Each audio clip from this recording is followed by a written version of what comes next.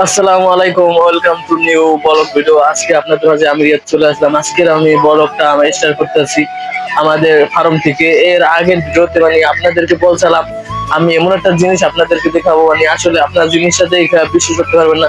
তা আমি আজকে জিনিসটা পাইছি, আপনাদেরকে আজকে সরাসরি দেখাবো।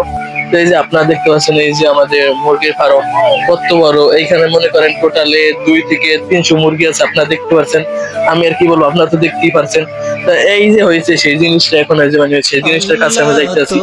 আসলে আপনার দেখে জিনিসটা অবাক হয়ে যাবেন। আমও দেখে প্রথম অবাক হয়ে গেছি। তো এই যে আপনারা দেখতে পাচ্ছেন, একটা মুরগির 4টা পা। এইটা বিষয়টা আমার বিষয় না। দেখতে পাচ্ছেন একটা মুরগি 4টা পা, বলার মতো না। আমও জিনিসটা দেখে হয়ে গেছি।